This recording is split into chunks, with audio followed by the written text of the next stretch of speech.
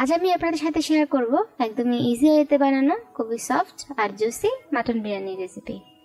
যারা ব্যাচেলর বা নতুন রাঁধুনি আছেন তারাও কোনো রকম মেরিনেশন ছাড়াই খুবই সহজভাবে বিরিয়ানিটি ঘরেই বানাতে পারবেন। তাহলে শুরু করা যাক। Hello everyone, welcome back to my channel Ishana's kitchen. প্রথমে পরিমাণ মতো তেল দিয়ে কিছু গোটা গরম মশলা দিয়ে দিচ্ছি। একটা স্টার অ্যানিস, 2 টুকরো দারচিনি, হাফ জয়ত্রী, 3টে সবুজ এলাচ, একটা কালো এলাচ, 7-8টা লবঙ্গ আর 2-3টে তেজপাতা।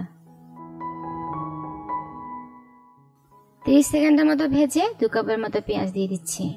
পেঁয়াজটা বেরেস্তার মতো করে ভাজবো আর কিছুটা পেঁয়াজ আমি পরে সার্ভ করার জন্য তুলে রাখবো। পেঁয়াজের কালারটা ভালো আসার জন্য আমি এখানে 1 টেবিল চামচের মতো চিনি দিয়ে দিলাম। পেঁয়াজ ভাজা হয়ে গেছে, অল্প পেঁয়াজ তুলে রাখছি। এখন এই পেঁয়াজ বেরেস্তাতে আদা রসুনের পেস্টটা মিনিট খানেকের জন্য কষিয়ে নেব। এখানে 1.5 টেবিল চামচ আদা আর 1.5 টেবিল চামচ রসুন দিয়েছি।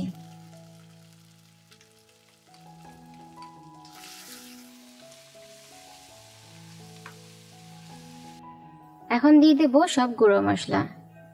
লবণ নিয়েছি 1.5 টেবিল চামচ, গরম মশলা 1 চা চামচ, মরিচ গুঁড়ো 2 টেবিল চামচ, এখানে 1 টেবিল চামচ মিষ্টি মরিচ গুঁড়ো আর 1 টেবিল চামচ ঝাল মরিচের গুঁড়ো নিয়েছি, জিরে গুঁড়ো 1.5 চা চামচ, ধনিয়া 2 চা চামচ, হলুদ 1 চা চামচ। এখন সব মশলাগুলো 4-5 মিনিটের মতো কষিয়ে নেব। দিয়ে দিচ্ছি 3টে টমেটো। টমেটোগুলো 2-3 মিনিটের জন্য ভাজবো যাতে কাঁচা গন্ধটা চলে যায়। এরপর মাংসটা অ্যাড করে দেব। আমি এখানে 1 কেজি মাটন নিয়েছি। আপনারা চাইলে চিকেন বা বিফ দিয়েও রেসিপিটা করতে পারবেন। আর মাংসের সাইজটা পরিমাণের চেয়ে একটু বড় করে কেটেছি। এবার মাংসটা দিয়ে প্রায় 7-8 মিনিটের মতো কষিয়ে নেব। তারপরে টক দই অ্যাড করব।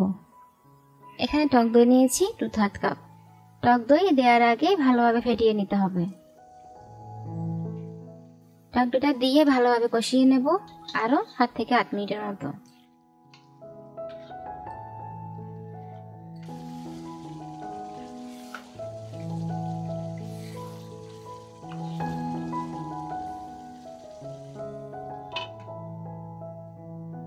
ফিরে আসছি 8 থেকে 10 মিনিট পর।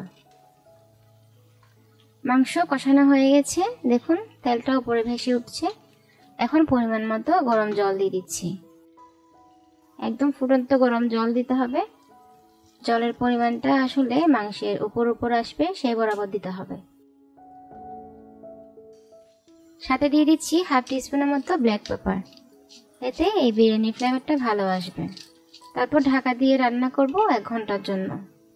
মাঝে কয়েকবার নাড়িয়ে দেবেন, না হলে তলায় লেগে যেতে পারে। ফিরে এলাম 45 মিনিট পর। মাংসটা হতে আরো 15 মিনিট বাকি আছে। সেই ফাঁকে আমরা চালের প্রিপারেশনটা করে নিই, চলুন। এখানে গোটা কিছু মশলা দিয়েছি আর লবণ দেব 3 টেবিল স্পুন আর তেল 1.5 টেবিল স্পুনের মতো। ভালোভাবে ফুটিয়ে চালটা অ্যাড করে দিচ্ছি। আমি এখানে চিনি গুঁড়ো চালটা নিয়েছি, আপনারা চাইলে যে কোনো সুগন্ধিযুক্ত চাল দিতে পারেন। আমি এখানে 1 কেজি চাল নিয়েছি। চাল 80 থেকে 90% মতো কুক করব। এবার মাংসটা দেখি কিরকম হলো। মাংসটাও রেডি হয়ে গেছে, তবে জলের পরিমাণটা চেক করে দেখবেন। যদি বেশি থাকে তাহলে একটু শুকিয়ে নেবেন। আমার এখানে জলের পরিমাণটা একদম পারফেক্ট আছে, মাংসের সাথে একদম মাখো মাখো অবস্থায় আছে। আর এখন সব চাল দিয়ে দিচ্ছি উপরে।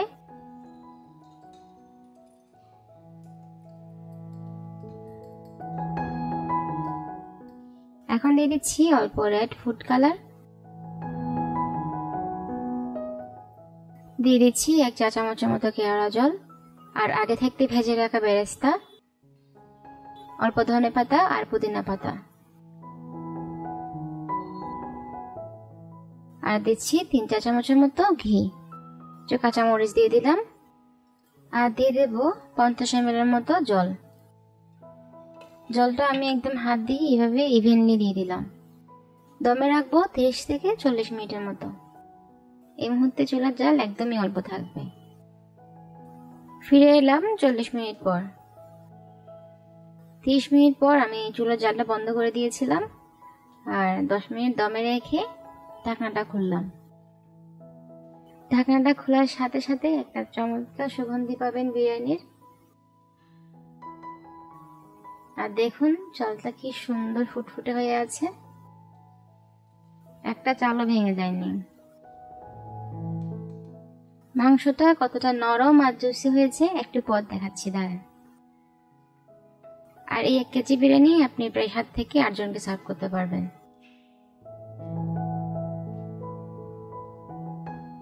যে কোনো অনুষ্ঠানে বা ঈদের সময় বা স্পেশাল কোনো অকেশনে ঝটপট বানিয়ে ফেলতে পারবেন এই মাটন বিরিয়ানি রেসিপি।